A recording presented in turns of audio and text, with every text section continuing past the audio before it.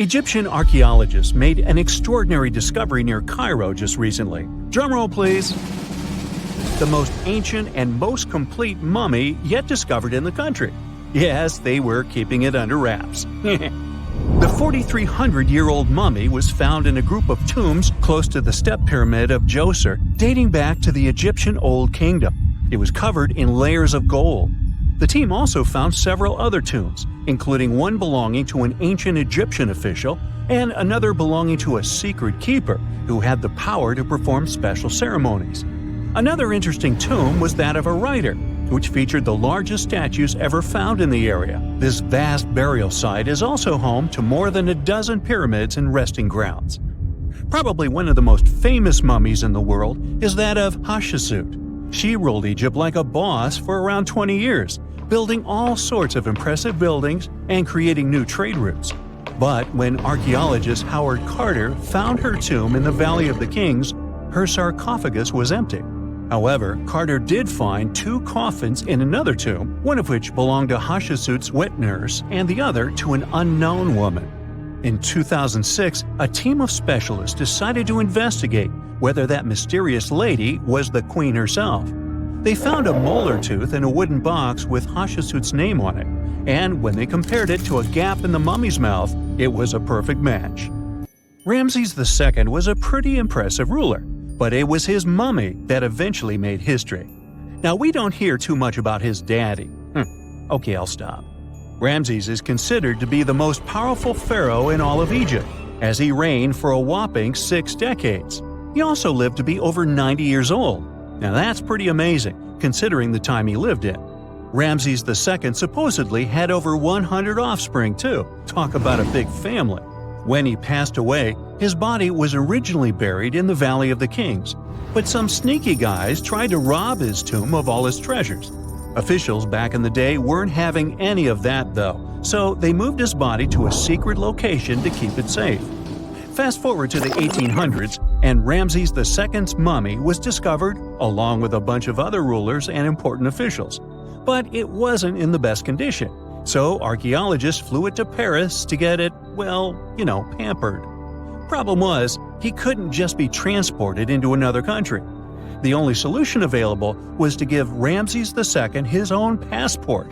His occupation was listed as king, and the document even featured his photo. Most mummies aren't necessarily known for having the most hydrated skin. But that of an ancient woman, also known as Lady Di, proves otherwise. No, not that Lady Di.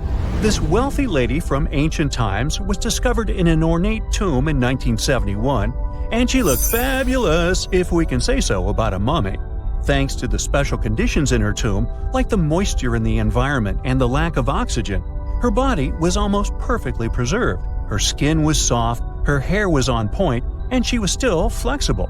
The museum that now proudly displays her mummy also shows a ton of fancy items that were buried with her, like dinnerware and musical instruments. Archaeologists investigated the mummy further and discovered that she passed away from a heart attack at around 50 years old. Even though it hasn't been around for over 2,000 years, Lady Di is still making history. The mummy of Otzi the Iceman was discovered in the Alps in 1991. Austrian authorities initially thought he was a modern mountaineer because he was so well preserved. Turns out, he was actually from the Copper Age. He was found in a mountain pass over 10,000 feet above sea level. Through studying his mummy, we've learned so much about life in Copper Age Europe. For example, we know that he was a native of Central Europe and enjoyed eating meat. He also suffered from arthritis, narrowing arteries, and intestinal problems. But he likely used acupuncture and medicinal herbs to treat these conditions. And apparently, he was pretty handy with tools. He sharpened them just days before his untimely demise. Who knows if he was expecting trouble or just getting ready for some routine work. Now, King Tut and his story is most likely the one that made all mummies famous. This pharaoh passed away at the young age of 19, more than 3,000 years ago. But his mummy is still one of the most well-known in the world. When his tomb was opened in 1922, people went wild because it was still intact, unlike many other royal tombs. It had some seriously blinged-out coffins, including one made of solid gold. Not only did Tut's tomb give us a glimpse into ancient Egyptian history, but his mummy also taught us a lot about the time he lived in. DNA analysis helped identify his parents and revealed that the pharaoh had a rare bone disorder that might have made walking a bit tough. Now, Ginger is most likely one of the coolest mummies you'll ever hear about. He's like a time traveler from 5,000 years ago who's still looking fly with his golden hair and perfectly preserved nails. Ginger was discovered in Egypt and is believed to be the earliest known mummified body. Before people even knew about mummification, they used to place bodies in shallow graves in the hot, dry sand. And since the sand absorbed all the water, bacteria couldn't reproduce and the body was preserved naturally.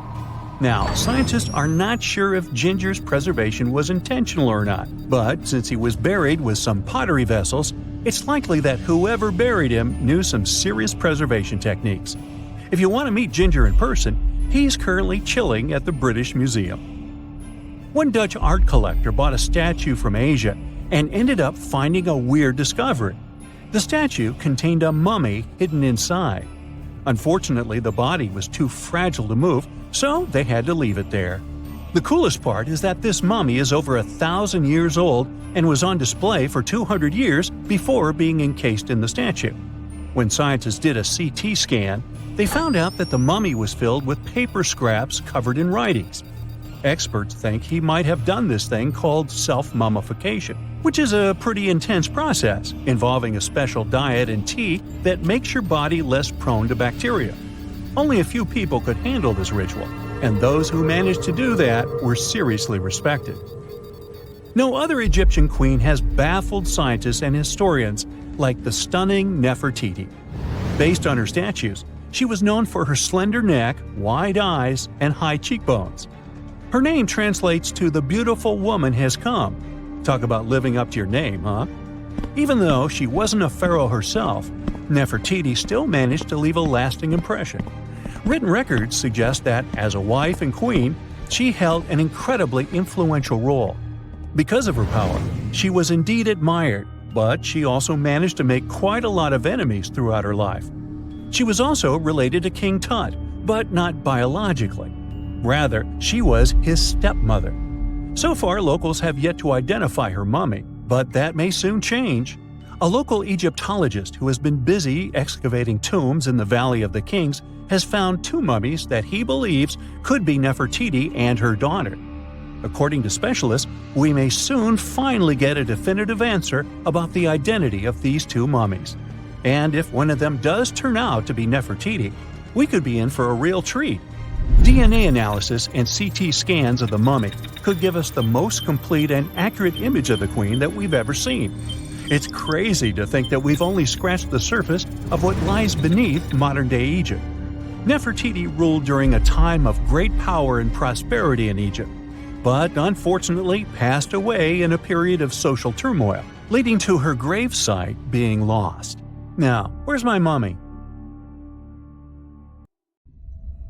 They found the tomb of a royal doctor who lived over 4,000 years ago, a man who held pharaohs' lives in his hands. This man knew secrets that only deities and kings were allowed to hear. And yet, when they opened his tomb in 2024, there was no body, just vivid paintings, untouched by time, and cryptic symbols carved into stone. Who was he, and why was he buried with spells linked to a scorpion deity? The tomb was buried deep beneath the sands of Saqqara. The doctor's name was Tete Nebu. He lived around 4,100 years ago during one of Egypt's most mysterious turning points, right at the edge of glory and collapse.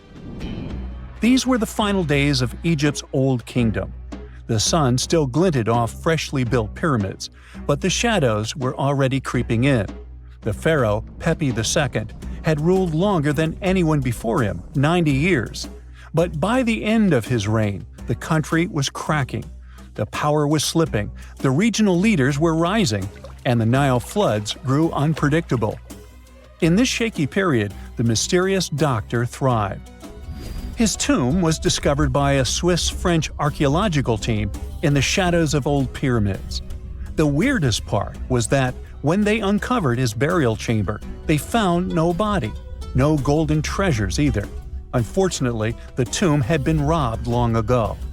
But what remained was something even more fascinating: the words and images left on the walls.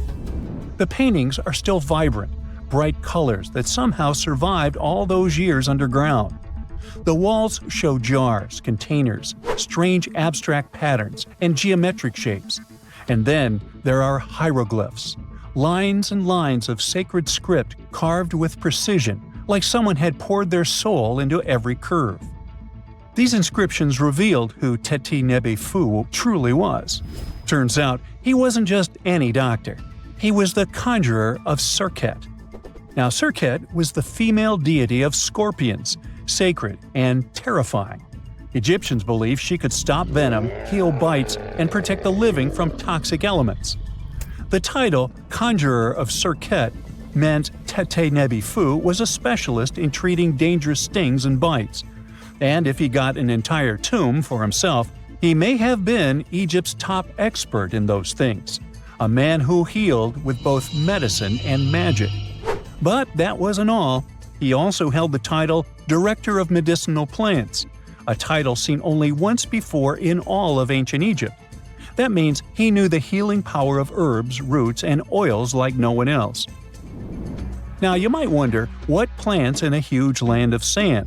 But in reality, ancient Egyptians used herbal medicine that would hold up in some labs today. They created pills, ointments, and inhalers. Most often, they chose some active ingredient, a flavor to make it easier to take, and something to deliver it into the body. Sound familiar? And yeah, they didn't have many traditional plants, so some of these ingredients were bizarre by our standards, like using crocodile dung and acacia mixed with honey. They even had formulas for anti-wrinkle creams. And apparently, our mysterious healer was also chief dentist. This title is almost never seen in ancient records. Evidence of Egyptian dentists is incredibly rare. Turns out, our ancient genius didn't just fight stings and study plants. He was also trusted with teeth and jaws, which were actually a huge problem in ancient Egypt. These people may have built wonders, but their teeth paid the price. Ancient Egyptians constantly caught grains of sand in their mouths. They often ate grit-filled bread and raw vegetables, which wore down enamel and caused a horrible condition called attrition. This led to tons of problems, including tooth loss. They had to improvise back in the day. For example, crafting the world's oldest known toothpaste from crushed rock, mint, and pepper, which ironically only made things worse for the gums. Or a toothpaste from things like eggshells, pumice, and natron, a salty mineral used for cleaning. They were also inventing mouthwashes from celery, bran, and herbs to ease the problem. Some mummies were even found with crude metal braces and gold wires attaching missing teeth. Though we're not sure if these were for the living, or was it just a nice little addition added as an afterlife gift. So, Tete Nebu specialized in all these fields. 3 rare titles for one man. Now, back in the day, he must have been admired as incredibly knowledgeable. In a world without modern science, he would have been like a sorcerer who knows how some leaf or bark could save a life. That's why archaeologists believe Tete Nebu wasn't just any doctor. He was, most likely, the royal physician, the one who treated the pharaoh himself. We don't know for sure which king he served. Maybe it was Pepi II, and who knows, maybe that's why the guy lived so long. But if that was the case, Tete Nebu may have lived through the final moments of the Old Kingdom, watching the Golden Age crumble from inside the palace walls. And then he was buried. The body was looted, or perhaps just lost to time. But the team says they're still studying the tomb, still uncovering the traces of this incredible man. Overall, ancient Egyptians were practicing medicine on a crazy advanced level. Some practices feel familiar even today. They had hospitals, specialists, surgeries, and many more things, even medical schools. Both men and women were allowed to be doctors. They healed with various methods and practiced surgery with actual tools, scalpels, forceps, even sutures. Some doctors treated only the eyes, others the teeth, the stomach, or even what they called the hidden diseases. They knew how to clean and dress wounds, could set broken bones using splints made of wood or reeds wrapped in linen, and even prevented infections. There were even proctologists. They also built the first prosthetics, like a wooden toe with leather straps that help people walk normally again. The oldest known prosthetic is 3,000 years old. Now, the most shocking part is how they actually even tried to remove tumors. A recent study looked at a 4,000 years old skull. It belonged to a man in his 30s. There were signs of past tumors, and around 3 of them, there were marks, surgical cuts made with a metal tool. That suggests someone attempted to remove or study them, maybe treatment, maybe an autopsy. There was another skull of a woman over 50 years old. It also showed similar signs, but with healed fractures from an earlier injury, which is amazing because her treatment might have actually been successful. Being a healer in this society meant something powerful. It meant being a priest, a scientist, and a magician all at once. To ancient Egyptians, medicine was a necessary art, and they treated it with as much reverence as they did their deities. That's because they believed that sickness could be both physical and spiritual. So a doctor could recite a spell while applying a salve, and a lot of their treatments worked. The reputation of doctors in ancient Egypt was so strong that leaders from other parts of the ancient world, like Persia, actually sought them out. Even Homer, the Greek poet, once said the Egyptians were the most skilled healers of all. Of course, their understanding of the human body wasn't perfect. For example, they thought the heart controlled thought and emotion. They also didn't know what the brain really did. But their approach, observe symptoms, diagnose, and treat, well, that's modern medicine. Sure, they prayed over the wound, but they also healed it, didn't they? Their most famous physician was Imhotep. That guy was a true polymath, an architect, priest, and a healer who became so revered he was later worshipped as a deity of medicine. Yep, a human who was so cool they turned him into a deity. He lived 2,000 years before Hippocrates, the so-called father of medicine.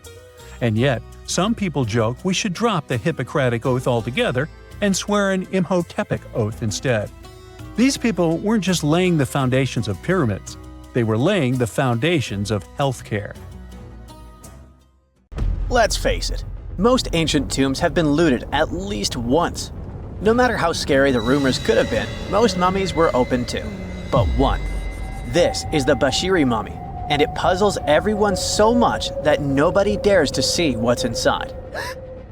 Meet Howard, but you must know him already if you're into Egyptian history. He's primarily famous for discovering King Tut's tomb back in 1922. But few people know that before this revolutionary discovery, he had probably found another mummy. It happened in 1919, and it goes by several names, either the Bashiri mummy or the mummy of Pacheri, or the untouchable one. Some reports say that Howard stumbled upon the Bashiri mummy in Luxor's Valley of the Kings, just where he would later find Tut's tomb. Despite this find, not much is known about this particular mummy. The reason why it's still unharmed in any way is not because of some superstitions, but because nobody is sure that they can undo what they do if something goes wrong. The mummy is so intricately wrapped that researchers never unfurled it for fear of irreversible damage. The golden rule of anyone who works with antiquities: if you're not sure you can't make it better or preserve it unchanged, do not touch it. History knows many examples of ancient relics ruined beyond repair, say Ecce Homo, or smiling statue restoration. The delicate fabric that covers the mummy's face has this cool design that kind of looks like a pyramid. The researchers are not 100% sure, but this might be the only one of its kind with that embalming style. But without knowing the ancient technique, it's next to impossible not to ruin the mummy while unwrapping and wrapping it back. Back in the day, people, both experts and looters, would unwrap mummies for all sorts of reasons, mostly to study them. Luckily, these days, we have advanced tech that lets us check out what's inside a sarcophagus without having to unwrap anything. After taking a closer look at the Bashiri mummy, researchers figured out that it belonged to a man who was around 5.5 feet tall and lived during the Ptolemaic era, which makes this mummy roughly 2,300 years old. The Egypt Museum shared that the X-ray scan also uncovered an inscription of the guy's name, but it's a bit tricky to tell if it says Pacheri or Nenu, adding to the intrigue. The museum also pointed out that the fancy casing the mummy is in features all sorts of decorated scenes. You can see the mummy lying on a bed, flanked by deities Isis and Nephthys, along with the 4 sons of Horus. Plus, there are 2 images of the funerary god Anubis at the feet of the casing. By the way, Bashiri mummy is not the only one that has remained untouched. This is Issa Temkebde, and Gaston Maspero, a French archaeologist, made the decision to leave her mummy untouched, wanting to keep her resting peacefully since she was in such amazing shape. He did mention, though, that her tomb had been raided long ago. Thanks to some X-ray work, we learned more about the mummy. The scans revealed a few artifacts still wrapped up with the wife of a high priest, including amulets around her neck, right arm, and forehead. The X-rays also showed she had some dental issues and arthritis in her knees. While she passed away as an older woman, it's tough to pinpoint her exact age. However, various sources from her son's reign indicate that she was held in high regard in the kingdom. Isitemkebd served as the sister wife of Penejam II. You got me right, they were related by blood and were siblings, but back then it was pretty common to get married this way to preserve the purity of the bloodline. Say that to Habsburg, duh. Their chase for purity only led to inbreeding and the notorious Habsburg's jaw.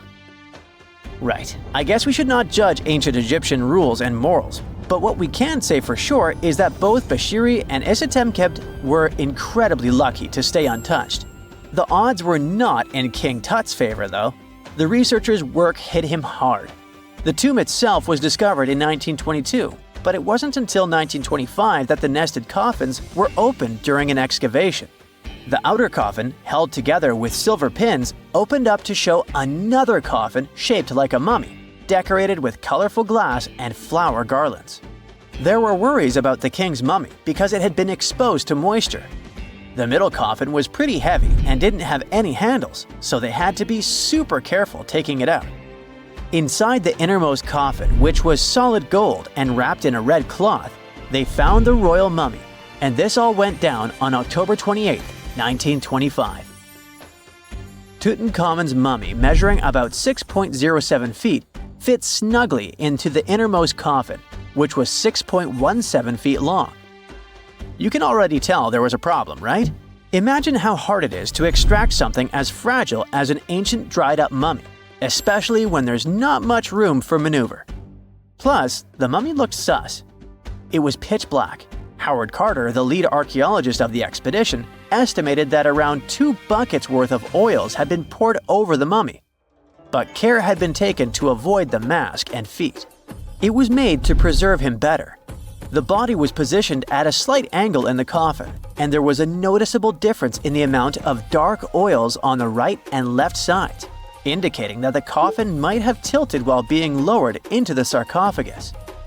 This oil created moisture inside the coffins, and over time, it reacted chemically, which Carter described as a sort of slow, spontaneous combustion, leading to the carbonization of the linen wrappings.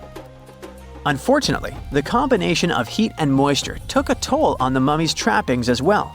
The crooked flail fell apart, the resin scarab cracked, and the threads holding the hands and mummy's bands started to decay, making everything quite fragile. Plus, the oils hardened over the years, effectively gluing the mummy and mask to the coffin's bottom. To try and separate the mummy from the inner and middle coffins, they were placed in the sun for several hours, reaching temperatures of 149 degrees Fahrenheit. Despite this effort, the mummy remained stuck, so the initial examination had to be done right where it was. The first part of Tutankhamun's mummy the researchers checked out was his lower legs and feet, meaning they started the examination from the bottom up. As they peeled back the bandages, they uncovered the first of many treasures wrapped up with the king. They took their time to carefully document and photograph everything they found. The inner layers of bandages were in pretty bad shape, mostly turning to dust, making it tough to figure out how everything was originally wrapped. Still, the overall methods matched what was seen in other nobles' mummies from that time. Lots of folded linen pads were used to shape the torso and thighs. The outer and inner bandages were made from fine linen, while the middle layers were coarser. They had some intricate bandaging around the shoulders and chest with a similar style around the groin. Each limb, along with fingers and toes, which were fitted with gold caps, was wrapped separately. Tutankhamun even wore gold foil sandals on his feet. They hoped to separate the mummy from the coffin by removing the outer bandages, but the resins had stuck the body to the coffin. So, the researchers ended up chiseling it out. To do this, they had to cut the torso in half at the hips and disarticulate the arms to continue unwrapping. Each part was treated with hot paraffin wax for stability, and later the hands and feet were reattached with resin. Finally, they used hot knives to detach the head from the mask. To check the teeth, it was decided to make an incision around the jaw and neck, which was later fixed with resin. So technically, the scientists did all they could to preserve the mummy, but still, in a way, it ended up being damaged beyond repair. What do you think? Should they have left it in the coffin? Or did they do the right thing? Let us know in the comments. When you hear the word mummy, you might get a chill down your spine. That's because most of us associate this word with those creepy characters we've seen in some scary movies. But in reality, mummies have helped us understand a lot about ancient civilizations, their rulers, and about how people used to deal with losing their loved ones. The people most famous worldwide for their mummies are the ancient Egyptians. They believed that some sort of existence after passing away was possible, if certain conditions were met.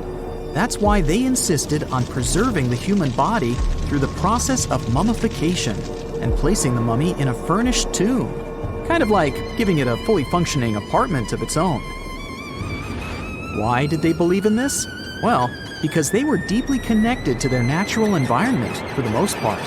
They saw the natural cycles around them, like how the sun rose every day, followed by the moon, or how new life was always sprouting from plants, even after they had wilted away. They also believed that the powerful spirit Osiris, who represented the cycle of passing away and resurrection, played a role in this process. To prepare for the afterlife, the ancient Egyptians followed certain rituals, like mummification, which involved using materials like honey, resins, and incense to preserve the body. There's no other mummy more popular than that of King Tut. He was a young pharaoh who ruled over 3,000 years ago in Egypt. The problem with discovering ancient royal tombs is that most of such burial sites were previously robbed. People knew ancient rulers had been left with many valuable belongings, so those locations became vulnerable to thieves. When King Tut's tomb was opened in 1922, people were excited because it had not been robbed, like many other previously discovered royal tombs. That's how well hidden it was. Inside, his mummy was encapsulated in a total of 3 coffins, including one made of gold. The objects found in his tomb showed us what ancient Egypt was like, and studying his mummy also helped us learn about the culture and practices popular at the time when he passed away. We also learned about his family by looking at his DNA. Scientists were able to discover that he had had a disease called malaria and a problem with his foot that might have made it hard for him to walk.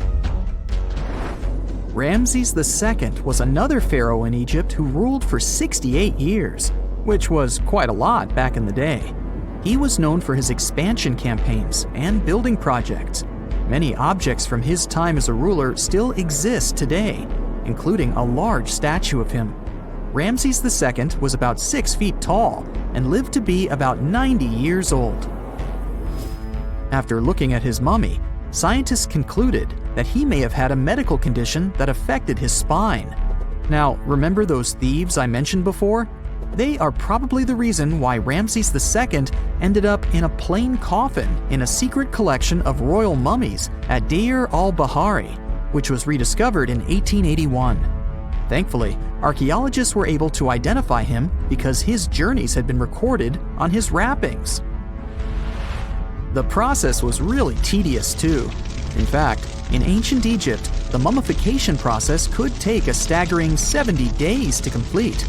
A special person would say a very specific speech while delicately handling the body and drying it out using a type of salt called natron. They also used linen and resin to make the body look more lifelike and to wrap it in cloth. The tomb was equally as important for ancient Egyptians. The walls of King Tut's tomb, for example, were adorned with intricate artwork that depicted his journey to the afterlife, from his burial procession to his passage through the underworld. The ancient Egyptians believed that everyone made this journey after passing away, and they filled their tombs with items and paintings to help the person in their spiritual travels. Additionally, the walls of the tomb were decorated with spells from a special book, which contained a collection of poems that the Egyptians believed would help people reach the afterlife. And speaking of how important this journey was, people also placed food in these ancient tombs. In King Tut's tomb, archaeologists discovered 36 jars of vintage beverages and 8 baskets of fruit, which were believed to be left there to help him in his journey to the afterlife. The Egyptians believed that traveling to the afterlife took a really long time, so they left a lot of supplies, such as food and water, to sustain their loved ones. Pharaohs also generally had numerous luxurious garments and beautiful jewelry in their tombs to ensure that they would have a fashionable journey. These items included various types of linen clothing, such as tunics, scarves, gloves, and headdresses, as well as a lot of gold jewelry with precious stones, like bracelets, buckles, pendants, necklaces, rings, and even precious depictions of insects for protection. Some were also deposited with fans made from ivory and ostrich feathers to keep them cool in the afterlife. Some ancient rulers were even placed in their forever apartments along with boats. For example, Pharaoh Khufu built the Great Pyramid at Giza as his tomb, and a large ship was found inside. King Tut, however, was buried with multiple boat paddles, but no actual boat. Instead, he had 3 chariots and numerous walking sticks made of precious materials, perhaps indicating he'd rather travel to the beyond by land, not by water. Amongst the most interesting objects found near ancient mummies are bottles of oils and perfumes. If rulers were supposed to be fashionable, why not smell nice too, right? Also, some of them had some ancient kinds of board games, most of them made out of precious materials like gold or ivory. One of those games was called Senet. It was very popular amongst the ancient Egyptians and very similar to modern-day chess. The ancient Egyptians may have the most famous mummies out there, but they weren't the first to invent the procedure. In fact, it all started in South America with an ancient civilization named the Chinchorro. As far as we know today, these people were the first to mummify their loved ones that had passed away. They did it somewhere around 2,000 years before the Egyptians started their own rituals. Sure, we can tell a lot about ancient rulers by studying these mummies, but until recently, we had no idea what they really looked like during their lifetime. Not so long ago, though, some very special mummy paintings were found by archaeologists studying ancient Egyptian objects. These mummy portraits are highly detailed paintings of individuals that were made while they were still alive. Such paintings were often painted on wood, as opposed to the classical portraits we all know about, which are painted on canvas. They are known for their realism and beauty, and have even been used by researchers to diagnose diseases by comparing them to the corresponding mummies. Some of these portraits also include depictions of jewelry, which was later found on the mummies. The recent discovery of these mummy portraits in Central Egypt is significant, as it marks the first time in over a century that such paintings have been found. Mummies appeared all around the world naturally, too. Mummification can occur without people intervening because of natural conditions, like extremely cold or hot environments, places with a lack of oxygen, or accidental exposure to chemicals that preserve the body. These conditions don't allow bacteria to grow, resulting in the body remaining more or less intact. Famous Otzi was one of these mummies. We know today he was a man who lived around 5,000 years ago in Europe. But upon his discovery in the Alps in 1991, Austrian authorities initially believed that he was a modern mountaineer because of how well preserved the body was. However, after the Iceman was removed from the glacier, it was determined that he was actually from the Copper Age. Miles and miles of yellow sand, treeless mountain ridges, and scorching hot sun over your head. And suddenly, something you'd never expect to come across in a barren desert. A small group of overexcited people. They're as happy as you would be if you'd won a lottery. They've just found an ancient tomb, once flooded with its walls in bad shape. But the stuff they discovered inside proves that this is the burial site of one of Egypt's most mysterious pharaohs. Historians have been hunting for his tomb for years, but no one expected it to hide ancient treasures. Fast forward. After careful examination of the site, Egyptian officials have announced the discovery of the tomb of King Thutmose II. It's the last missing tomb from Egypt's 18th dynasty. And this is also the first royal tomb found since King Tutankhamun's was discovered in 1922, in more than 100 years. A team of Egyptian and British archaeologists found the tomb in the Theban Mountains area, west of Luxor, near the famous Valley of the Kings. Before this, the site was only known as Tomb C4, but during their excavation, the team found clear evidence proving it belonged to King Thutmose II. Archaeologists actually found the entrance and main tunnel leading to the tomb in 2022. But at first, they thought it belonged to a queen because it was near the graves of Thutmose III's wives. It was also close to Queen Hatshepsut's tomb. Originally, it was prepared for her when she was just a royal wife. But everything changed when she became pharaoh. But we'll talk about this twist of fate a little later. But soon they realized that their discovery was much more significant. They found alabaster jars with Thutmose II's name and the words "deceased king" written on them. That's when they realized that the tomb was actually his final resting place. Sadly, Thutmose II's tomb has seen better days.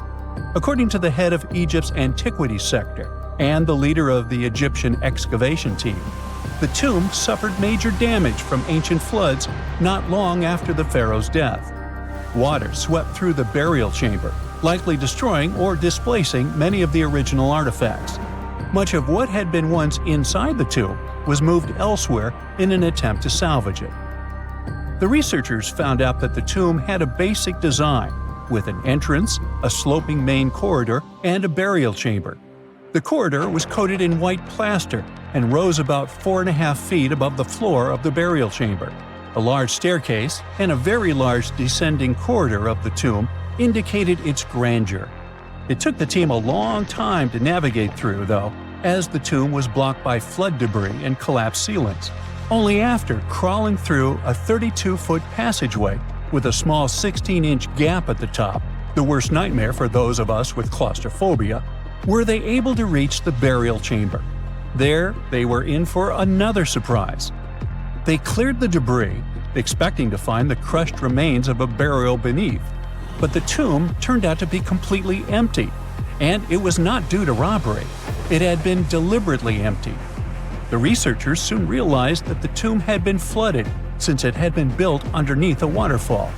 It happened just a few years after the king's burial, so the contents of the tomb were moved to another location. That's why there was a second corridor in the tomb. It was most likely made to help remove King Thutmose II's body from his flooded tomb.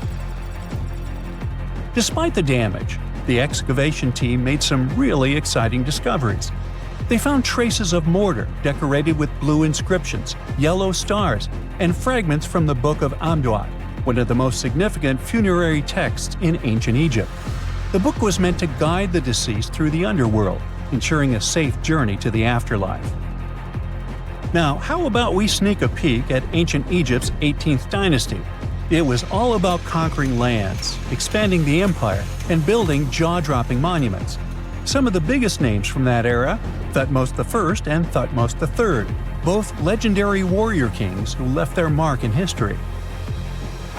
Thutmose I was a fierce fighter who led major military campaigns, pushing Egypt's border further south than ever before, all the way to the fourth cataract of the Nile. His victories gave Egypt access to new trade routes, stronger political ties, and more wealth. His conquests were so significant that they were recorded in the tombs of his top officials. Thutmose III, sometimes called Thutmose the Great, took things even further. He was not only an incredible military strategist, but also the commander of Pharaoh Hatshepsut's armies before becoming king himself. He led between 17 and 20 military campaigns, winning every single one and expanding Egypt's empire to its peak. He even created the world's first navy. Thutmose III is often remembered as Egypt's greatest warrior pharaoh. And sandwiched between these two powerhouses was Thutmose II, a pharaoh who doesn't get nearly as much attention. Hey, the middle child, right? His reign lasted only about 5 years before he passed away at around age 30 in 1479 BCE. He is kind of a mystery. No one really knows what he accomplished. For the longest time, even the location of his burial site was totally unknown. His body was actually found in the 19th century. It was just lying around in the mortuary temple of Deir el-Bahari, in a secret chamber where priests used to hide royal mummies centuries after their original tombs were looted by grave robbers. In other words, Thutmose II's body must have been moved from his original resting place at some point in history to protect it. During his lifetime, Thutmose II made at least one major impact on Egyptian history. He married his half-sister Hatshepsut. That might not sound like a big deal, but it helped her become Egypt's greatest female pharaoh after he passed. The catch? She kept her stepson, Thutmose III, off the throne for decades. When he finally took power, he erased her name from history out of spite. And still, Hatshepsut is one of Egypt's greatest pharaohs, no matter if you're talking about a man or a woman. She brought a lot of wealth and art to Egypt. She led a big trading trip to a place called Punt, where she brought back things like gold, ebony, and incense. She also made sure her name lasted by building amazing structures that we can still see today. At Karnak, she added huge obelisks. One of them is still standing tall. She also was the one to build the Temple of Deir el-Bahari with its countless columns. She was buried there. Interestingly, Hatshepsut was often shown in art as a man with muscles and a beard, like how pharaohs were usually depicted. But she made sure there was always something in the artwork that reminded people she was a woman, like calling herself Daughter of Re or His Majesty herself.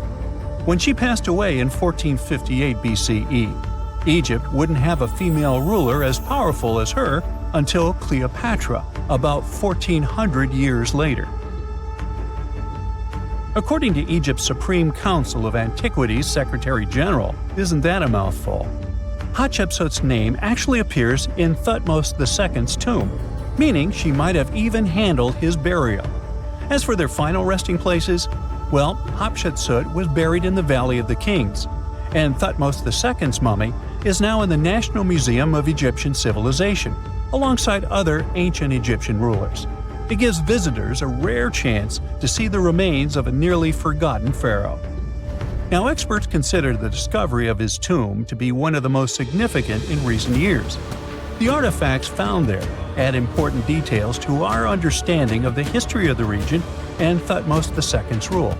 And even though the tomb's design is fairly simple and follows the same architectural style preferred by later Egyptian rulers, its historical importance is undeniable.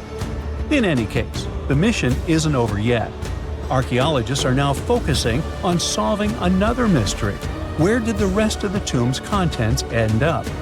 The team is determined to continue their search. Who knows what other secrets they will uncover that have remained hidden beneath the sands for thousands of years. Secant, cosine, tangent, sine, 3.14159.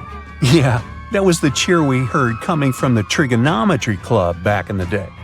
For the rest of us in math class, terms such as sine, tangent, and pi were just bewildering.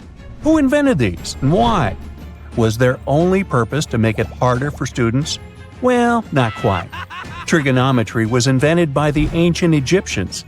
They needed this knowledge to construct pyramids, and they did a pretty good job too. The Great Pyramid in Giza still stands today, some 4,500 years after it was built. No recalls either. So let's get out of that classroom and on a journey through time to reveal the secrets behind the ancient Egyptians' precision. Here you are, standing on the Great Pyramid's construction site, some 9 miles from Cairo. Well, the city still isn't there, as you're surrounded only by the desert and teams of construction workers. They're transporting large stone blocks weighing 2.5 tons each. They're inside a wooden sled that sits on large rollers. A crew of 8 men rolls these blocks along the ground. You immediately think of the rollers on a supermarket cash register. The principle is exactly the same, but the scale is greater, much greater. Scientists estimate that the Egyptians used 2.3 million such blocks in the Great Pyramid alone. And the block in front of you is one of the lighter ones. The heaviest of them weighed up to 15 tons. But where did all these blocks come from? Most of them originated from quarries around Giza. It's not that impressive, you think, but wait until you hear how ancient engineers transported the granite used in construction over 500 miles to the pyramid. There were no railways or highways back then, but the mighty Nile was always there. Researchers even believe that the Egyptians dug a canal to connect the Nile directly to the pyramid's construction site. All they had to do then was to wait for the flood season to begin, and voila! The rising water levels floated the heavy stone blocks for them. But how did they lift the enormous stones on dry land to stack them up to the top? Did they use oversized cranes? Well, ancient Egyptians worked around this problem, literally speaking. One of the workers is now pointing to the giant ramp going around the pyramid they're building. This is how a mountain road zigzags its way to the top. If the ramp went directly to the top of the pyramid, then workers couldn't pull the stone blocks along it. It would be too steep. Scientists have calculated that 8% could be the maximum incline. So ancient Egyptians just extended the ramp around the pyramid. Again, these are all theories, as the ramp could have been inside the pyramid, as some researchers suggest. The exact building method is still a mystery, guarded by the Sphinx. That's its real name, right? Wrong. As the Great Sphinx is just the statue's alias. You know, the name writers take when they want to hide their true identity, or a singer's stage name. The Sphinx's real name, translated from Egyptian, means Horus in the horizon. That was the name for the Egyptian deity of the sky.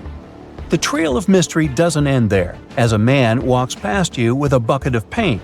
He's going to add a touch of color to the Great Sphinx. Researchers found specks of this red color next to its ear. That was some strong paint, as it survived for thousands of years. You are now standing straight in front of the Sphinx. You look up. It's very tall, right? 66 feet to be precise. Now resist the urge to take a selfie. You can do it. Now you notice something else. It looks like the Sphinx is in the center of a giant triangle in the back. That's one side of the Great Pyramid. And no, your eyes are not playing tricks on you. The Sphinx really does sit in the center of the pyramid's lateral face. Here's where math comes in handy. A pyramid has 4 sides, called lateral faces. There's also a 5th face, the base, but that's not visible. It's, wait for it, face down.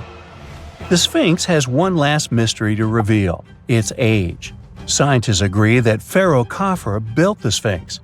He ruled after his father, who had built a great pyramid nearby. So both structures were finished around the same time. Let's talk about numbers again. You've heard of Cleopatra, the Egyptian princess described as a woman of great beauty. Hello? She saw the pyramids, but she lived closer to the time of the first iPhone than the time of the people who built the pyramids. Fascinating, right? You can see thousands of people around you. They're working hard to build the pharaoh's tomb. But how many of them are there exactly? One Greek philosopher estimated there were as many as 100,000 workers. Seems like an okay number for such an enormous structure, but it can't be true. Science simply can't back up this number. Egyptologists put the total number of workers at 30,000. And yes, Indiana Jones was one of them, at least on the big screen, but he showed up late. Egyptologists know a lot about the pyramids, but not everything. Not because they don't want to, but because they haven't yet dug up enough evidence. They can only guess how the building process went.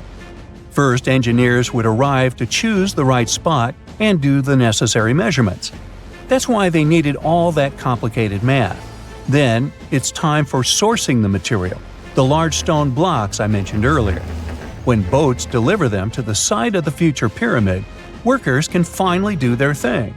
They operated in smaller groups, but there were at least 2,000 of them chiseling and carving away at any given time.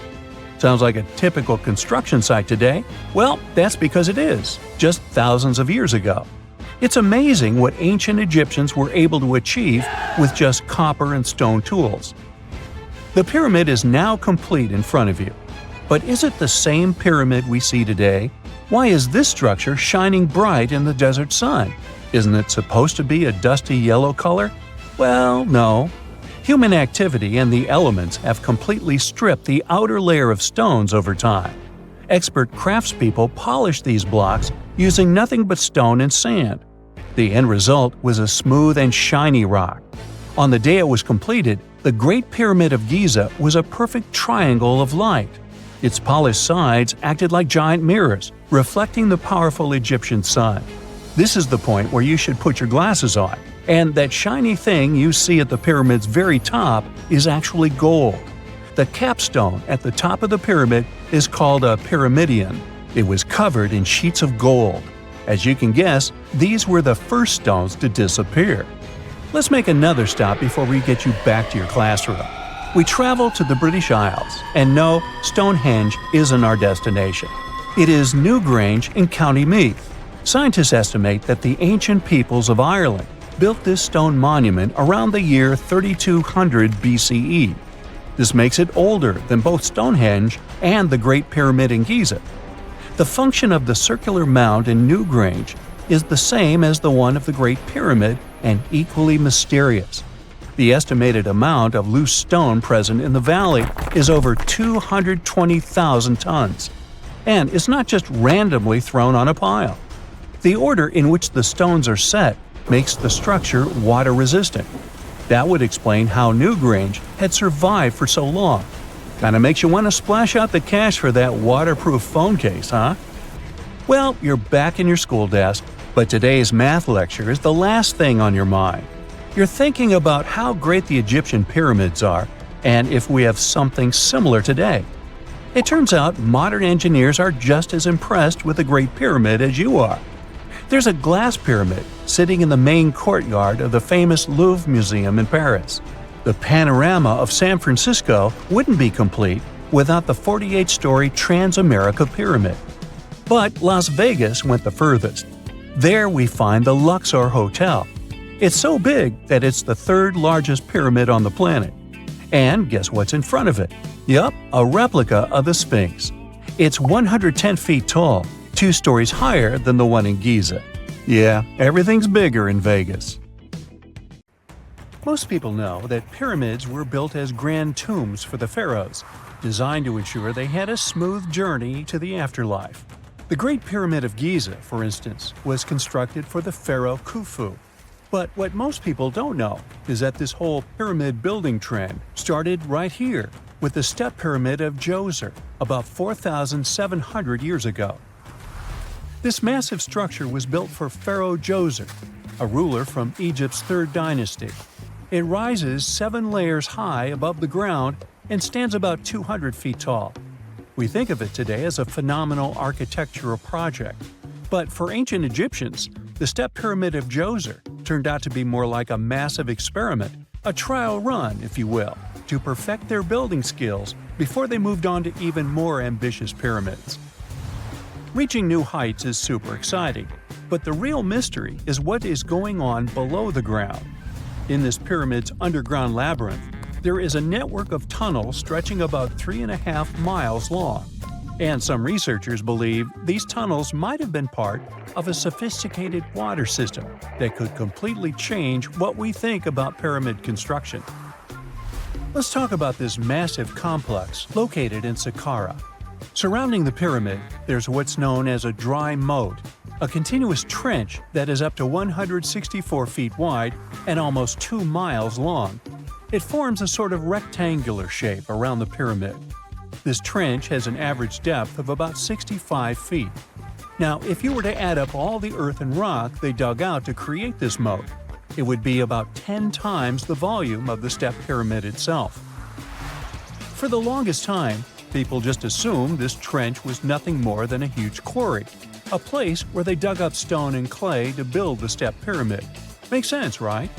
But when you take a closer look, it doesn't add up. The trench is too narrow and deep to be practical for mining, and its layout doesn't match anything we know about ancient Egyptian quarrying methods. Plus, some sections of the trench are actually covered with a rocky ceiling, which would have made it nearly impossible to use as a quarry. Another theory suggests that the dry moat had some kind of spiritual significance.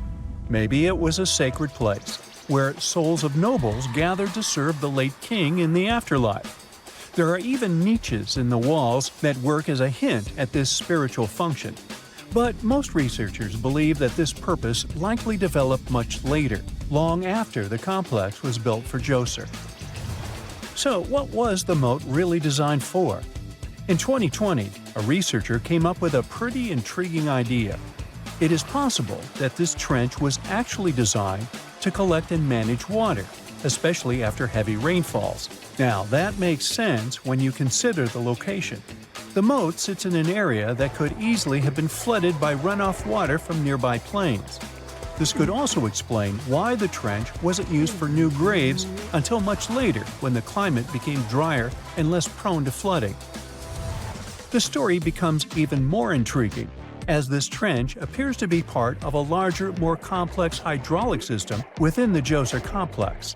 It is like the trench has several compartments, carefully carved out of the rock and connected by tunnels. These compartments likely served as a part of a water treatment system, where water would flow from one compartment to the next, getting cleaner as it moved along. Now, here is where things start to tie into the pyramid itself.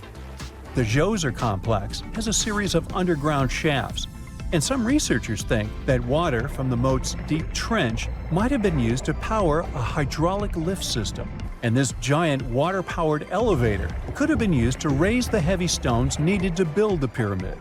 It worked like a volcano, but instead of lava, water did the heavy lifting. Imagine a big deep hole in the ground at the center of the pyramid site. Inside this hole, there was a huge wooden platform, kind of like a giant raft that could move up and down. When the workers wanted to lift a heavy stone, they would fill the hole with water. As the water rose, the wooden platform started to float up, carrying the stone with it, almost like a giant water-powered elevator.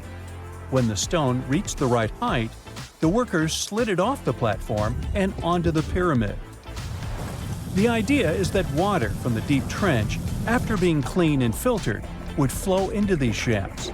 A massive float, possibly made of wood, would then rise as the water filled the shaft, lifting the stones up to where they were needed for construction. Once the stone was in place, they'd let the water out, lowering the platform back down to the bottom, ready to lift the next stone. This fancy hydraulic lift system could have been a game changer, making the whole building process a lot faster and more efficient without using a lot of workforce. It is like the ancient Egyptians were already embracing the whole idea of work smarter, not harder. But of course, not everyone is on board with this theory. Some experts argue that the area where the step pyramid of Djoser was built couldn't have held enough water from occasional rains to maintain such a fancy hydraulic system. The main theory suggests that, in the past, there might have been some kind of lake nearby that would have filled up after a period of rain, and this lake could have supplied water to the complex's hydraulic system. but there is no mention of such a lake in any ancient Egyptian writings. So it might be more of a what-if situation than a reality. And then there's the issue of the hard work itself. Remember when I said this method could have allowed the ancient builders to raise stones with far less effort? Well, that might not be entirely true. According to some experts, just building this hydraulic device would have required a lot more heavy work than simply moving the stone blocks using good old-fashioned manpower. And let's not forget, the step pyramid of Djoser is like a baby pyramid compared to those that came later. The stones used for Djoser's pyramid weighed, on average, about 660 pounds each, which is nothing compared to the more than 2.5-ton blocks used later for the pyramid of Chephren. If this cool water lift theory gets completely ruled out, we still need to explain how this pyramid was built in the first place. To answer that, we need to rewind a bit and talk about the original plans. See, before Djoser's tomb became a pyramid, the idea was to construct a simple mastaba. This type of tomb was pretty common in earlier periods, a flat-roofed, rectangular structure with sloping sides.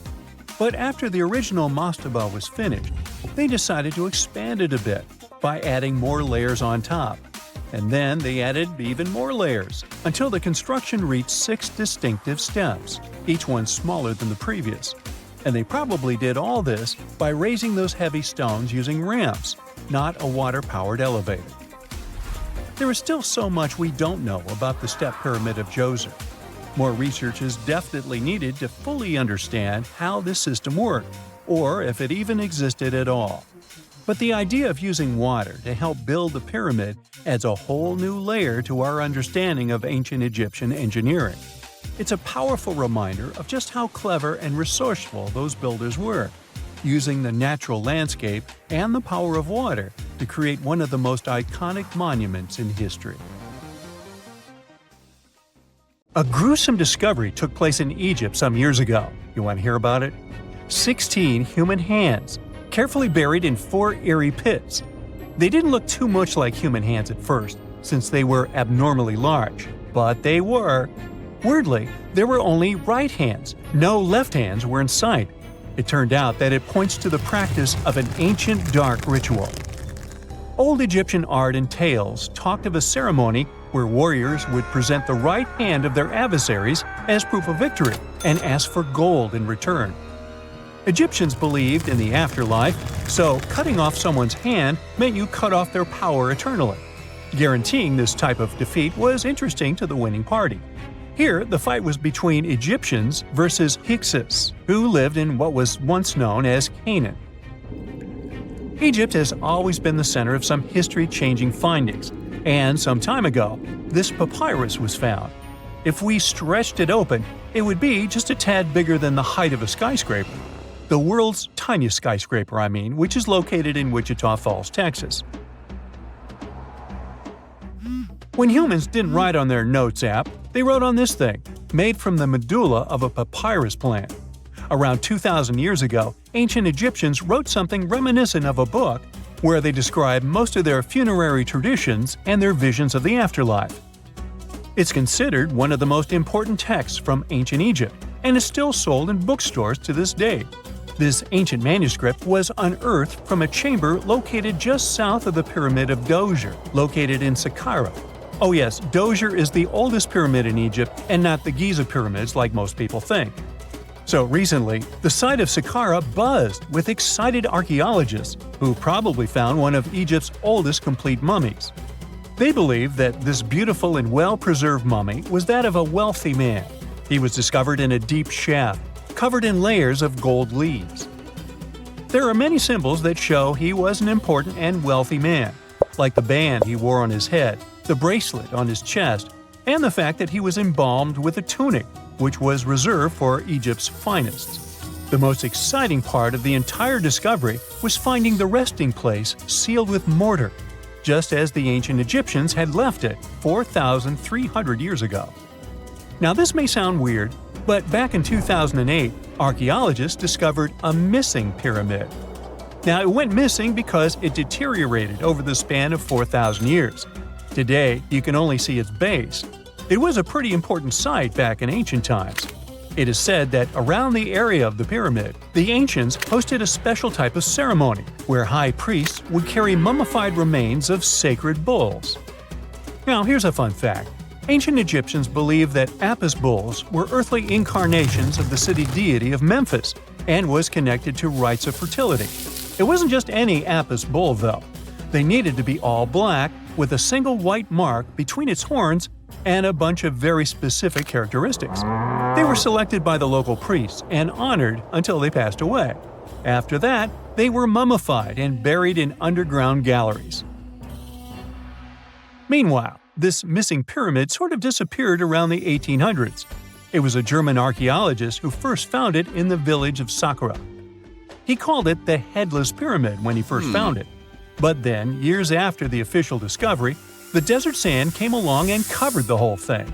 There were some excavations between the 19th and 20th centuries, but they weren't too systematic. That's why scientists were so thrilled when they dug an entire pyramid's base after removing the 25-foot mound of sand that was covering it. Oh, and it turns out American archaeologists are excavating a cemetery in Egypt that could contain over 1 million mummified bodies. So far, archaeologists have dug around 1,700 mummies. One of the main differences from other classic Egyptian mummies is that these people weren't kings and pharaohs. They were commoners that most likely lived about 1,500 years ago, when Egypt was controlled by the Roman and Byzantine empires. The name of the cemetery is cool, though, the Way of the Water Buffalo, just in case you want to check it out on your next trip. Other than bulls and buffaloes, ancient Egyptians also liked baboons. Are you seeing a pattern here? In the beginning of the 20th century, archaeologists discovered a site filled with mummified baboons in a place called, guess what? The Valley of Monkeys. An animal wouldn't have been mummified if it wasn't considered important. Certain animals were more important than others, since they were linked to specific deities.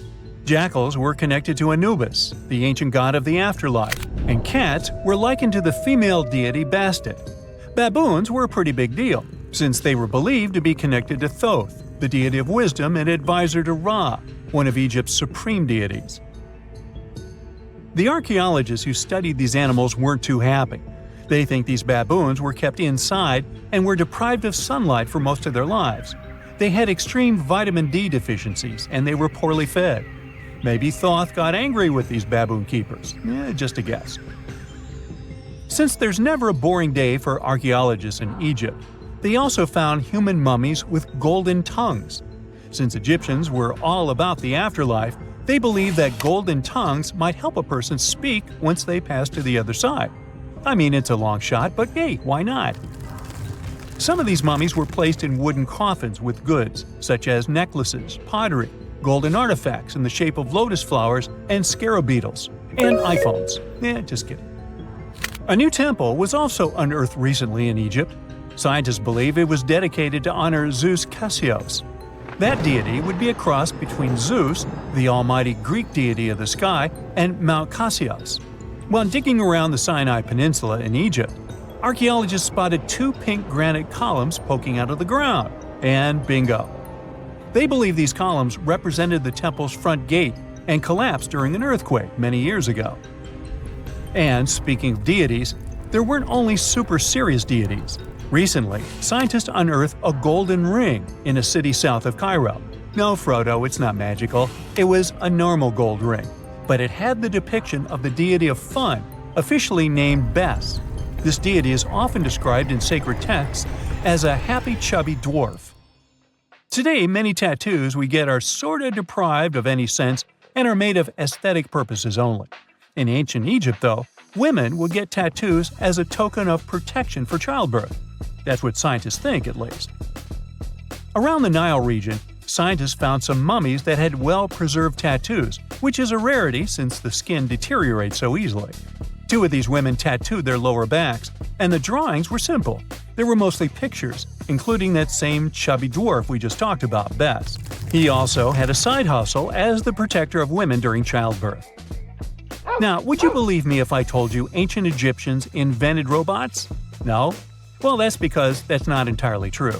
Sure, they were astronomers, mathematicians, and engineers, and somehow they also squeezed an eccentric invention into that package: an automated deity some scientists called Hathor. This wooden statue had been in the Metropolitan Museum of Art for years before someone noticed its secret. With the help of an X-ray machine, specialists discovered a mechanical operating system inside it. The pulley-like axis goes from the statue's shoulder to her left leg. When the system rotates, the statue raises and lowers her hand. Hey, pick me! Pick me! I got my hand up here. This is not a dune set. This is a very real desert in Niger. Jado was probably built by the nomadic Sao people and is filled with ksars, which are fortified houses made of salt and clay, with giant walls and secret passages. Located deep in the desert, it was once a vital stop for trans-Saharan caravans, but is now a hotspot for smugglers and bandits. The site has been off-limits since 2002 due to its dangers. The origin of the ksars remain a mystery. No archaeological studies have been conducted, leaving many questions unanswered. Even today, shifting sands reveal and conceal parts of these ancient ruins, fueling local speculation about what might still be hidden beneath the desert. Speaking of connective tunnels, scientists were blown away by the discovery of lava tubes in Saudi Arabia. These underground passages form when molten lava cools down. Researchers believe that ancient nomadic groups may have utilized these tunnels to survive the super harsh desert climates. While excavating the tunnels, archaeologists uncovered artifacts, rock art, and skeletal remains. The art and animal bones show that the people who used the tunnels were probably sheep and goat herders.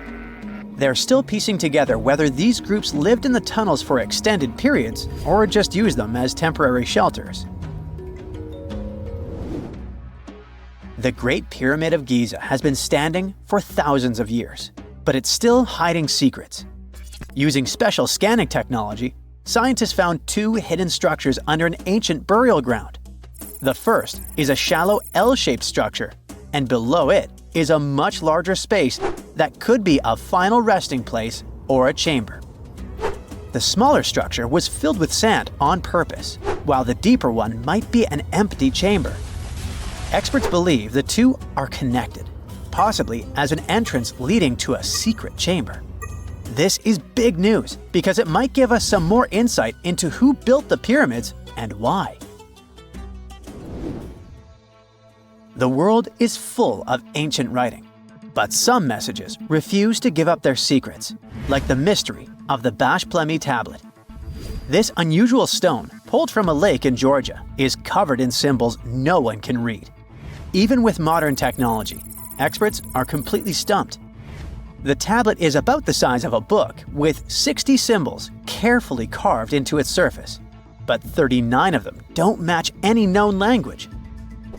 Some resemble scripts from ancient civilizations in the Middle East, India, and Egypt, but none are an exact match. To make things even trickier, part of the tablet is broken off, meaning a piece of the puzzle is missing forever. To rule out a hoax, scientists studied the tablet closely. They confirmed it's made of vesicular basalt, an extremely tough local rock. Whoever carved these symbols must have been really skilled. Based on similar archaeological finds, experts believe the tablet could date back thousands of years, possibly to the late Bronze or early Iron Age. Some symbols repeat, which could mean they're numbers. Maybe it's an inventory list, a record of battles, or even an offering to the deities. Until someone cracks the code, the Bash Plemi tablet remains an unsolved mystery from the depths of history. Experts are still stumped with what this Minoan disc might mean. The Phaistos disc is one of the most mysterious finds from the Minoan civilization. This 6-inch clay object, discovered in 1908, has strange spiral markings that no one has fully decoded yet. The disc has 241 symbols on both sides, showing everything from people and animals to tools and plants. Experts have come up with many theories about what the symbols mean. Some think it's an early form of Greek. Others suggest it's a prayer or a hymn. And some even believe it could be a letter from a king in Anatolia to a Greek ruler. Let's see who will be the first to figure this out. It's always a fun day at an archaeologist's office when they find something as big as a 2,000-year-old marble head. A French archaeologist mission went digging inside an old medieval house near Alexandria in Egypt and found a statue's head depicting an old, possibly ill man. This statue dates from the last Egyptian dynasty before it became part of the Roman Empire, and the site where it was found is associated with the likes of Cleopatra and Mark Antony. For archaeologists, even the smallest finds at this site means a lot. You've heard of Lucy, right?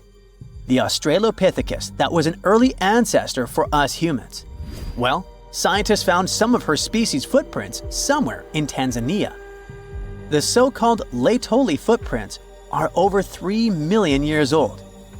The trail stretched 88 feet and has about 70 footprints, left behind when a bunch of early humans walked across some wet volcanic ash. What's cool is that these early humans were already walking on 2 feet, like us, not all hunched over like apes. The close spacing of the prints shows they probably had short legs and a shorter stride than we do today. In an ancient Egyptian temple, archaeologists uncovered a shrine unlike any other, a place dedicated to falcons and 2 mysterious deities. One deity had a falcon's head, while the other wore a crown with a sun disk and cow horns. But the most baffling discovery was an inscription that read, "It is improper to boil a head in here."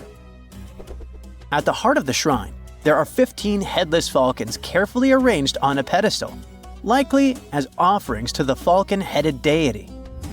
One theory suggests the birds were boiled first, perhaps to pluck their feathers, before being placed in the shrine, following the strange rule carved into stone.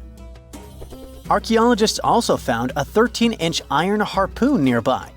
Its true purpose remains unknown, although the shrine also held remains of fish, mammals, and bird eggs, suggesting that the rituals may have included feasting. And speaking of ancient Egypt, meet Hathor. Scientists named her after the ancient Egyptian deity of motherhood, music, and singing. This wooden statue, housed at the Metropolitan Museum of Art, was thought to be just a beautiful artifact, until a surprising secret was uncovered. Using an X-ray machine, experts found a mechanical operating system inside it, with pulleys and axles connecting her shoulder to her left leg. When activated, the system made her hand raise and lower, an engineering marvel from over 3,000 years ago. The statue was created during Egypt's Middle Kingdom, around 1800 BCE, and is often compared to 19th century automata due to its advanced design. It's believed the statue was used in religious ceremonies, symbolizing Hathor's role in dance and music. An unexpected discovery happened in northern Kuwait, where a Kuwaiti-Polish team uncovered a mysterious 7,500-year-old statue. The statue features an elongated skull, no mouth, narrow eyes, and a flattened nose. This feature is thought to be an Ophidian figurine, named after the Greek word for snake, and it was likely made by the Ubaid culture, a civilization known for their pottery skills. While no one knows exactly what role this weird statue played, it might have been linked to rituals or symbolic practices. Some scientists think these figurines, found in homes or final resting places, were tied to important cultural beliefs. We couldn't mention unresolved mysteries of this world without speaking about these elongated skulls. In the deserts of Peru, researchers uncovered 5 ancient skeletons, 2 with unnaturally elongated skulls. While head shaping was common in many cultures, these skulls defy explanation. Local legends tell tales of the so-called Gentiles, a mysterious race banished underground by the powerful deities. Some say this is what the skulls represent. Others think this is some type of genetic anomaly, which was confirmed after finding an infant skull, too large to be artificially shaped. Secant, cosine, tangent, sine, 3.14159. Yeah, that was the cheer we heard coming from the trigonometry club back in the day. For the rest of us in math class, terms such as sine, tangent, and pi were just bewildering. Who invented these and why? Was their only purpose to make it harder for students? Well, not quite. Trigonometry was invented by the ancient Egyptians. They needed this knowledge to construct pyramids, and they did a pretty good job too. The Great Pyramid in Giza still stands today, some 4,500 years after it was built. No recalls either. So let's get out of that classroom and on a journey through time to reveal the secrets behind the ancient Egyptians' precision. Here you are, standing on the Great Pyramid's construction site, some 9 miles from Cairo. Well, the city still isn't there, as you're surrounded only by the desert and teams of construction workers. They're transporting large stone blocks weighing 2.5 tons each. They're inside a wooden sled that sits on large rollers. A crew of 8 men rolls these blocks along the ground. You immediately think of the rollers on a supermarket cash register. The principle is exactly the same, but the scale is greater, much greater. Scientists estimate that the Egyptians used 2.3 million such blocks in the Great Pyramid alone. And the block in front of you is one of the lighter ones. The heaviest of them weighed up to 15 tons. But where did all these blocks come from? Most of them originated from quarries around Giza. It's not that impressive, you think, but wait until you hear how ancient engineers transported the granite used in construction over 500 miles to the pyramid. There were no railways or highways back then, but the mighty Nile was always there. Researchers even believe that the Egyptians dug a canal to connect the Nile directly to the pyramid's construction site. All they had to do then was to wait for the flood season to begin, and voila! The rising water levels floated the heavy stone blocks for them. But how did they lift the enormous stones on dry land to stack them up to the top? Did they use oversized cranes? Well, ancient Egyptians worked around this problem, literally speaking. One of the workers is now pointing to the giant ramp going around the pyramid they're building. This is how a mountain road zigzags its way to the top. If the ramp went directly to the top of the pyramid, then workers couldn't pull the stone blocks along it. It would be too steep. Scientists have calculated that 8% could be the maximum incline. So ancient Egyptians just extended the ramp around the pyramid. Again, these are all theories, as the ramp could have been inside the pyramid, as some researchers suggest. The exact building method is still a mystery, guarded by the Sphinx. That's its real name, right? Wrong. As the Great Sphinx is just the statue's alias. You know, the name writers take when they want to hide their true identity, or a singer's stage name. The Sphinx's real name, translated from Egyptian, means Horus in the horizon.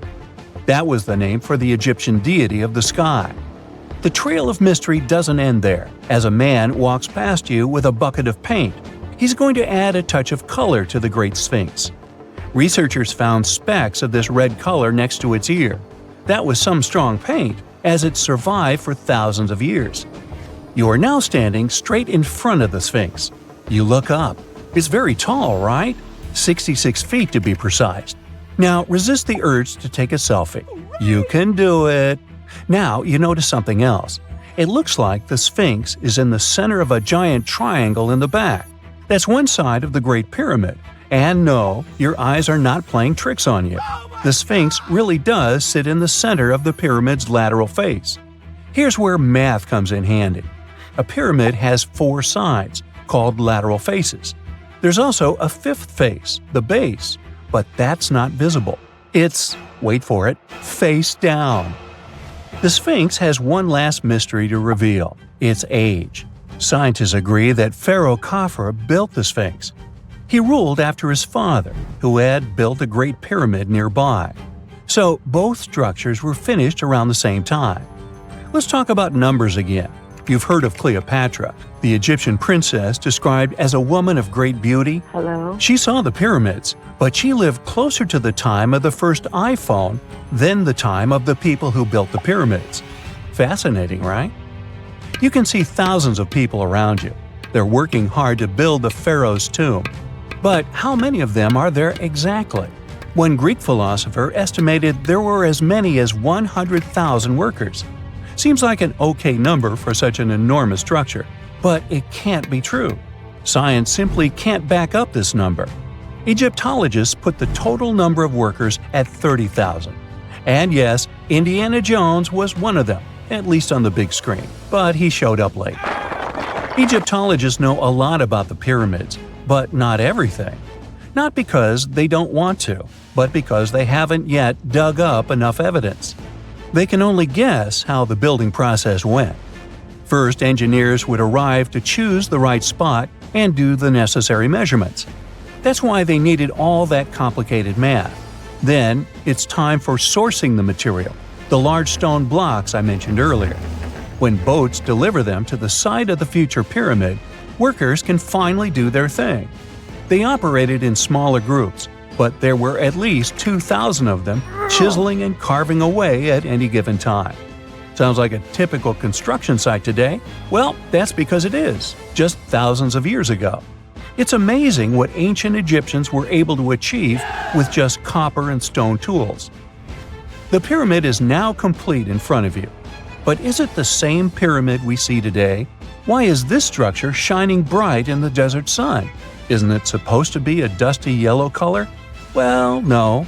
Human activity and the elements have completely stripped the outer layer of stones over time.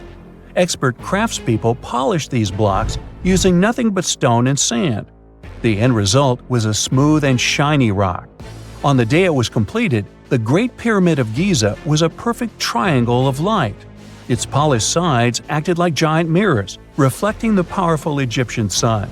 This is the point where you should put your glasses on, and that shiny thing you see at the pyramid's very top is actually gold. The capstone at the top of the pyramid is called a pyramidion. It was covered in sheets of gold. As you can guess, these were the first stones to disappear. Let's make another stop before we get you back to your classroom. We travel to the British Isles, and no, Stonehenge isn't our destination. It is Newgrange in County Meath. Scientists estimate that the ancient peoples of Ireland built this stone monument around the year 3200 BCE. This makes it older than both Stonehenge and the Great Pyramid in Giza. The function of the circular mound in Newgrange is the same as the one of the Great Pyramid and equally mysterious. The estimated amount of loose stone present in the valley is over 220,000 tons. And it's not just randomly thrown on a pile. The order in which the stones are set makes the structure water-resistant. That would explain how Newgrange had survived for so long. Kinda makes you want to splash out the cash for that waterproof phone case, huh? Well, you're back in your school desk, but today's math lecture is the last thing on your mind. You're thinking about how great the Egyptian pyramids are, and if we have something similar today. It turns out modern engineers are just as impressed with the Great Pyramid as you are. There's a glass pyramid sitting in the main courtyard of the famous Louvre Museum in Paris. The panorama of San Francisco wouldn't be complete without the 48-story Transamerica Pyramid. But Las Vegas went the furthest. There we find the Luxor Hotel. It's so big that it's the third largest pyramid on the planet. And guess what's in front of it? Yup, a replica of the Sphinx. It's 110 feet tall, 2 stories higher than the one in Giza. Yeah, everything's bigger in Vegas. The story goes that 2 Mayan twin boys loved to play ball. Sure, they were really good at it, but they also made a lot of noise when playing. The lords of the underworld soon became bothered by the sound and summoned the 2 boys to the underworld, a place the Mayans called Xibalba. As soon as the boys reached their gloomy destination, the lords of the underworld began putting them through a series of tests. Soon enough, the inexperienced twin boys failed the tests and lost their lives. But this was not in vain. This sad event resulted in the appearance of a beautiful fruit tree. Soon enough, a young woman saw a beautiful fruit on this tree and reached up to pick it. Legend has it that soon after that, she gave birth to another set of twin boys named Hunahpu and Gibalanqui. Just like their ancestors, these twins were great ball players, but they were equally as loud, and the lords of the underworld became annoyed again. They decided to ask this pair of twins to come to play a game in the underworld, hoping to get rid of them too. When the twins arrived, the Lord sent them through a number of frightening places. The first one was the House of Gloom, which was very dark. They then passed through the House of Knives, where they had to avoid getting injured. The twins then built a fire in the House of Cold, so that they didn't freeze, and ran through the House of Jaguars, where they tricked the animals into not eating them. Finally, they entered the House of Bats, where they seemed to have lost their luck. One of the bats managed to run off with Hunahpu's head. The lords then challenged the twins to play ball with them, but the boys were clearly at a disadvantage. Gibalanqui placed a turtle on Hunahpu's shoulders to make up for his lost head, and they began playing. As the lords became distracted by an animal near the court, Gibalanqui stole his brother's head and placed it back in its place. Much to the annoyance of the lords, the twins were now able to tie the game. Hunahpu and Gibalanqui continued to perform a series of tricks for the lords of the underworld. One of them involved Gibalanqui injuring Hunahpu and then bringing him back to life. The lords were so impressed by the twins' performance that they asked them to do the same trick on them. Of course, the twins agreed, but after performing their trick on some of the lords, they refused to revive them. Seeing what had happened, the lords of the underworld admitted defeat and begged for their lives, promising not to intervene in the lives of people ever again. Hunahpu and Gibalanqui were happy to have avenged their ancestors and gained the respect of the lords. Legend has it that the lords of heaven were so impressed by the twins that they took them to live in the sky by turning them into the moon and the sun. The Maya civilization was one of the most dominant indigenous societies in history, and their folklore and traditions are still discovered and studied today. They used to live in a territory called Mesoamerica. It was made up of modern-day Mexico and parts of Central America like Guatemala, Belize, Honduras, Yucatan Peninsula, and El Salvador. They lived from 1800 to 900 BCE and up to 900 to 1500 CE. Apart from their impressive legends, the Maya were very skilled inventors. They're known for their calendars, writing systems, farming methods, and sports. Their writing, for example, was found preserved on buildings and stone monuments, as well as in rare books and pottery. It's a system made out of more than 800 hieroglyphics in various combinations. Each of those signs was said to represent a syllable. Their writing system was deciphered by accident by Tatiana Proskorakov, an American woman who initially studied to be an architect. Since she didn't find a job in her field, she eventually became a Mayanist in her own right, despite not being academically trained. She was the first to notice that the Mayan upended frog glyph meant birth, and that their toothache glyph meant the date when the king ascended to the throne. It made it easier for scientists to pinpoint birthdays, as well as the names of the rulers of a specific Mayan dynasty. They also invented the concept of zero, which is seen as one of the greatest innovations in mathematics, physics, and human history altogether. Sure, even back then, people understood the idea of having nothing, but the concept of zero as a number is a relatively new invention. A fun fact about Mayans is that they really liked hats. The bigger your hat was, the more important you looked. Not only was it a sort of fashion statement, but it also made them look taller, which was a big deal for their aesthetic. The Mayans also came up with one of the most intricate and complex calendars in human history. It was the first to use zero as a placeholder. Their calendar ended on December 21st, 2012, which led some people to believe that it translated to the end of the world. Obviously, that was not the case. It just so happened that the date coincided with the end of a Mayan cycle of years. But as advanced in science and astronomy as they were, they did make some mistakes. One of them was their belief that the world was flat. Their theory was that the four corners of the world were watched by the brother lords, who kept the sky from falling over their lands. Hats off for their menus, though, as they were well-known chocolate eaters. They turned eating chocolate into a form of art. The drink they made wasn't really like the hot chocolate we enjoy today, though. The recipe included mixing cacao with water, honey, chili pepper, cornmeal, and other ingredients to make a foamy, spicy drink.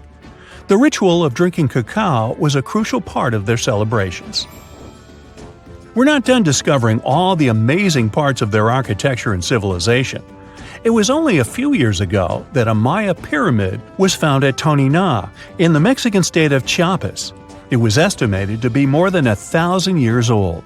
The reason why it escaped archaeologists for so long was that it lay hidden under what was believed to be a natural hill. The ruins of two Mayan cities have been recently discovered in the Mexican state of Campeche. Why didn't we find them until now? Well, they were concealed by really thick vegetation, which made it difficult for archaeologists to reach them. The Mayans didn't just disappear. Their descendants are still around today, many of them choosing to live in their ancestral homelands. You can find them in Guatemala, for example, where the Maya people make up the majority of the population. Overall, the Maya ethnic group contains people that speak different Mayan languages, such as Yucatec, Quiche, Quechua, or Mopan. They had no idea what a spa day was, but the Mayans really enjoyed a nice sweat once in a while. Sweat lodges were discovered around ancient Mayan sites. They were built out of stone or adobe. These rooms were an essential part of their cleansing and healthcare rituals. One of the earliest sweat lodges was found in Quello in northern Belize and appeared to date back 3,000 years. One of the most important parts of the Mayan culture was a ball game which they named Pix. It had both political and spiritual significance. We can see ball courts at important parts of Mayan archaeological sites. The main goal of the game was to pass a rubber ball through a very high stone hoop without using your hands. Basically, it was a combination of soccer and basketball. However, it could have serious consequences. The loser could, at times, even lose his own life. Ooh, high stakes indeed. Because of this game and the need for bouncy balls, the Mayan people were some of the first cultures to use rubber. They made it using natural latex. There were different kinds of rubber depending on what natural substances the latex was mixed with. And that, my friend, is the way the ball bounces. Sorry, but you know me, I just couldn't resist. You have heard about Nikola Tesla. You have definitely heard about the Great Pyramids in Egypt. But what if I told you that Tesla may have probably uncovered the ancient mystery surrounding the pyramids? Wait, what? Is this a crossover episode? Nope. It's highly probable that the secrets of the pyramids are hidden in plain sight. But first, let's recap what we know about the pyramids. What's so mysterious about them? I mean, they are just old quirky buildings, aren't they? One of the biggest questions is how they were built. Some people think that the pyramids were created by people using only their hands and muscles. But others think that there might have been some kind of crazy energy source that we don't know about yet. Like, what if aliens helped out or something? Just kidding. But this idea of some unknown energy source being used to build the pyramids has been around for ages. Even in old texts, like the pyramid texts, it talks about how the gods gave us something to build a great power. So maybe there was something really powerful and mysterious going on back then?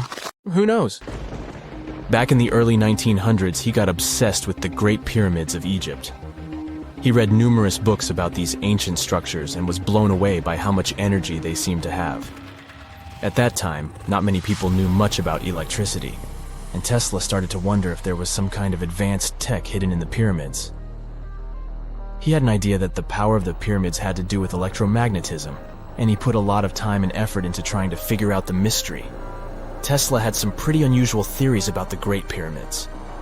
He thought that they could actually store and move electricity, which could then be used to power up the areas around them. He also had this theory that the pyramids were built using some kind of crystal energy. He believed that the chambers inside the pyramids could have these super powerful crystals that could control the electromagnetic fields. But that's not all. Tesla also had this idea that the materials used to make the pyramids had properties that allowed them to trap energy from the sun and the moon. And not just a little bit of energy. He thought that the pyramid could actually create this massive energy field that could light up whole cities or even brighten up dark places. He thought that the pyramids could be used as giant power plants to generate electricity and run machines. Tesla even believed that the pyramids were somehow linked to cosmic energy, which could be used for spiritual enlightenment and healing. How very new age of him. Anyway, Tesla wasn't just pulling these ideas out of thin air. He was seriously into studying everything he could about the pyramids, from ancient artifacts and texts to hieroglyphs and drawings. And he came up with this idea that the pyramids were designed to be energy amplifiers, and some kind of unknown energy source was used during their construction. Some people thought Tesla was eccentric for coming up with these theories, but his ideas have actually had a huge impact on the way we think about the pyramids today. Researchers and scholars have been digging into his theories for years and using them to uncover some of the biggest mysteries surrounding these ancient structures. For example, recently scientists have used theoretical physics to investigate how the Great Pyramid of Egypt would react to certain radio waves. They found out that if the radio waves were a certain length, the pyramid could concentrate the energy inside its rooms and focus it under its base. The scientists did lots of calculations to figure this out. They first thought about what radio wavelengths would work best. Then they made a model of how the pyramid would react to the waves. They figured out how much of the energy from the waves would get absorbed or spread out. Lastly, they checked how the energy would move around inside the pyramid when the waves hit it. To help explain all of this, the scientists used something called multipole analysis. This is when you take a complicated object and break it down into simpler parts. Then you can see how each part interacts with the energy that's coming in. It's like taking apart a puzzle to see how each piece fits together. The researchers are interested in how all of this can be used in the future. They want to make really tiny particles that can do the same thing as the pyramid, but with light. By changing the size, shape, and the material of these particles, they can control how the light moves around them. This can be really useful for things like making tiny sensors or super efficient solar cells. The scientists had to make some guesses when they were doing their research. They assumed that there weren't any hidden spaces inside the pyramid, and that the material used to build it was all the same. But even with these guesses, they still made some pretty impressive discoveries. But the pyramid study is not the only proof that Tesla was ahead of his time.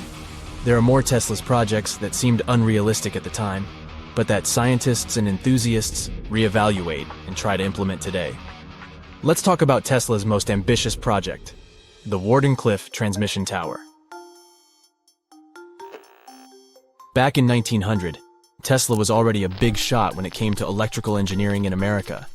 People were blown away by his amazing inventions and the fact that he managed to outdo Thomas Edison in the Battle of Currents. However, Tesla wasn't content to rest on his laurels. He decided to embark on his most ambitious project yet, the transmission tower at Wardenclyffe. It was built between 1901 and 1905, and it was based on one of Tesla's breakthrough ideas. He had a vision to make the impossible possible by creating a global wireless communication system. It would use Earth itself as a conductor, transmitting music, news, stock market reports, secured military communications, and even facsimile images. Does it sound familiar? Right, it sounds just like the internet that we use today, only without the use of any wires. But Tesla had a much bigger dream in mind, to transmit power wirelessly. He already proved that high-frequency signals could be sent without any wires using his Tesla coil transformers, and this sparked his obsession with wireless energy transmission. His vision was to not only transform the way we communicate, but also to find a way to transfer power currents globally by tapping into the Earth's natural energy. Tesla believed that there was an abundance of free energy all around us that could be used for humanity's benefit. In 1899, he conducted some top-secret experiments and got convinced that it was possible to transmit electrical power through the Earth's upper atmosphere. This is actually how the Wardenclyffe Tower was created. It was supposed to be the prototype station for a network of towers all over the globe that would provide the whole world with wireless energy. Unfortunately, Tesla didn't have the resources or the patience of his investors to bring this project to fruition.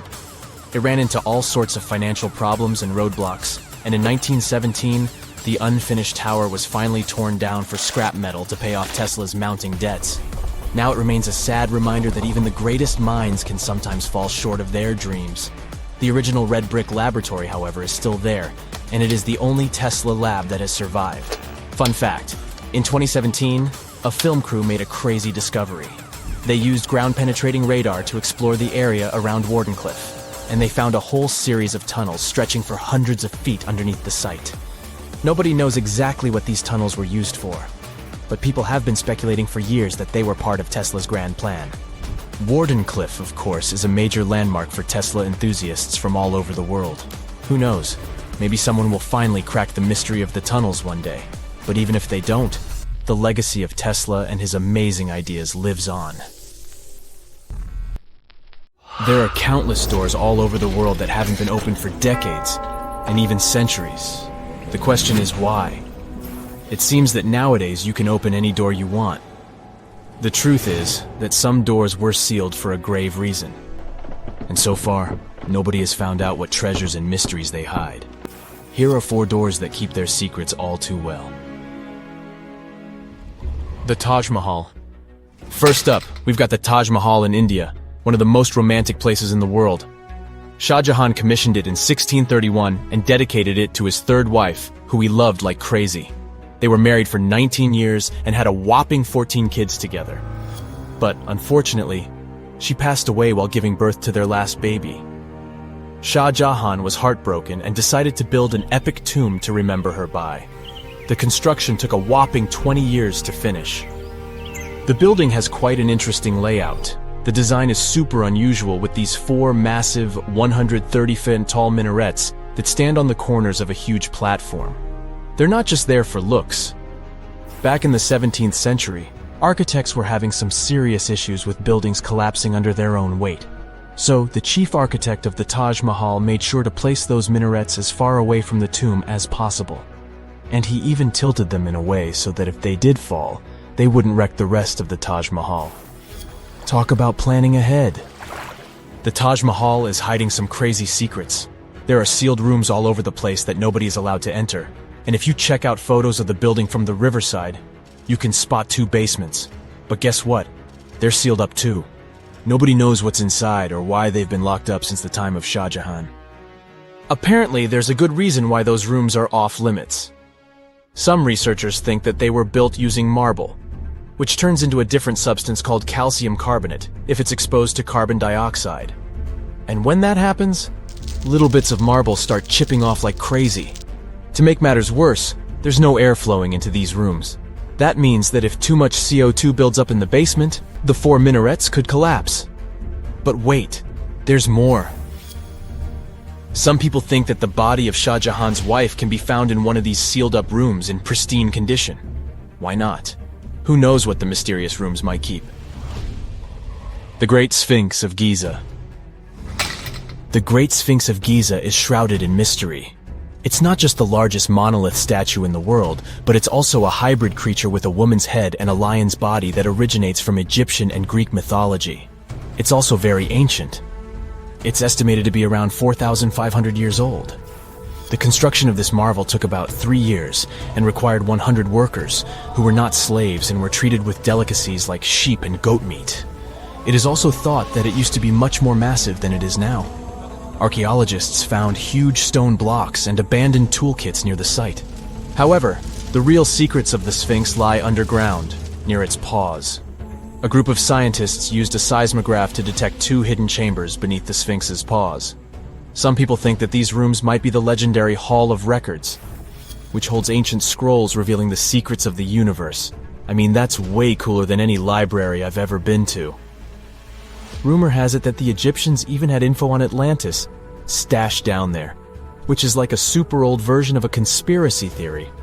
Unfortunately, we can't go on an adventure to check it out just yet. The chambers presumably have 2 entrances, but both remain sealed. The researchers haven't yet received the green light to check out their theory. Let's hope they won't keep us in suspense forever. Sri Padmanabhaswamy Temple. This temple is located in the beautiful state of Kerala in India.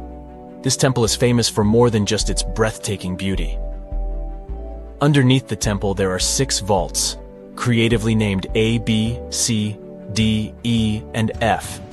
The enormous iron doors to these chambers add to the mystery of what's behind them. A few years back, the authorities decided to open these vaults to the world, but it wasn't an easy task. You can't just open the doors and enter the vaults. It required a lot of work. It took them a while, but finally, in 2011, they opened 5 of the 6 chambers. And guess what they found? Tons of treasure. Bags of gold, precious gemstones, and priceless diamond jewelry. The estimated worth of everything found in the vaults is a whopping $1 trillion. It's like the temple was the real-life inspiration for Aladdin's Cave of Wonders. But wait, I said 5 of the 6. What happened to the last one? Vault B has remained closed, but not for lack of trying. They simply didn't manage to open it. There is even a belief that it's fatally cursed. Legend says that only a saint or sage can break the curse by chanting a specific mantra. But no one has been able to do this yet, presumably because we don't have saints or sages at our disposal. There is also rumor that in the 30s some temple invaders tried to enter Vault B to do some good old looting. But they never reached their target. Apparently terrible snakes materialized out of nowhere and chased the gang away.